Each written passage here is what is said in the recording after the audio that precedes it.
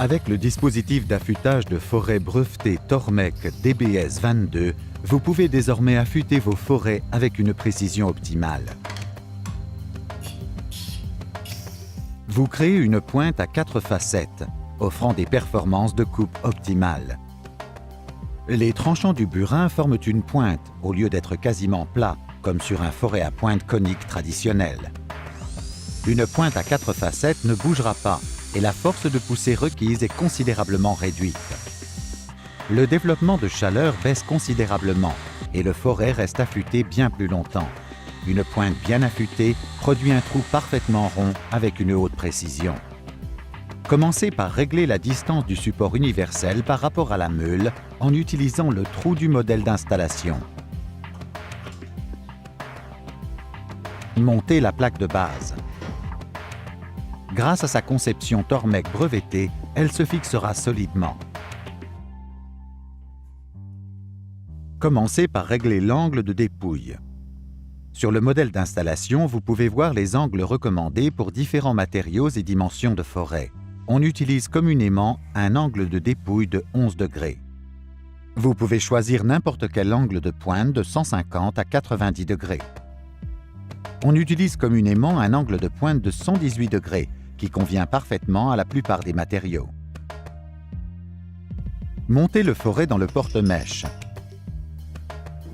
Réglez la saillie à l'aide de la butée de mesure sur le guide. Maintenant, alignez avec précaution les tranchants pour qu'ils soient parallèles aux lignes horizontales. Une loupe est fournie pour les forêts plus petits. Alignez les tranchants pour qu'ils soient parallèles à la goupille dans la loupe. Commencez par affûter les facettes primaires. Positionnez le porte-mèche pour que l'ergot repose sur la butée primaire, P. Faites tourner jusqu'à ce que le forêt touche la meule. Réglez ensuite la profondeur de coupe. Un tour avec la vis de réglage équivaut à un demi-millimètre de profondeur de coupe. Bloquez à l'aide du contre-écrou. Le tranchant est continuellement refroidi, donc il n'y a aucun risque que l'acier surchauffe et perde sa dureté ou ne développe des micro-fissures. Vous entendrez très vite le bruit de l'affûtage s'atténuer, indiquant que le tranchant a été affûté. Tournez ensuite le dispositif et affûtez l'autre côté de la même manière. Il est désormais temps d'affûter les facettes secondaires et de donner une pointe à la mèche. Déplacez le porte-mèche jusqu'à la prochaine butée marquée S pour affûter les facettes secondaires.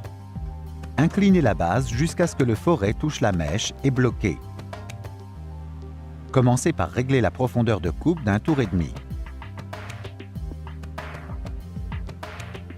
L'affûtage se fait de la même manière. Continuez jusqu'à ce que le porte-mèche ait bougé vers le bas et que l'ergot touche la butée. Vérifiez l'affûtage.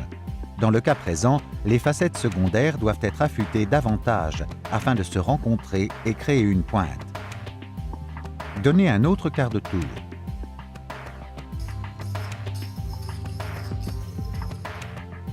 Nous avons désormais une pointe parfaite à 4 facettes. Vous pouvez affûter les forêts jusqu'à 22 mm.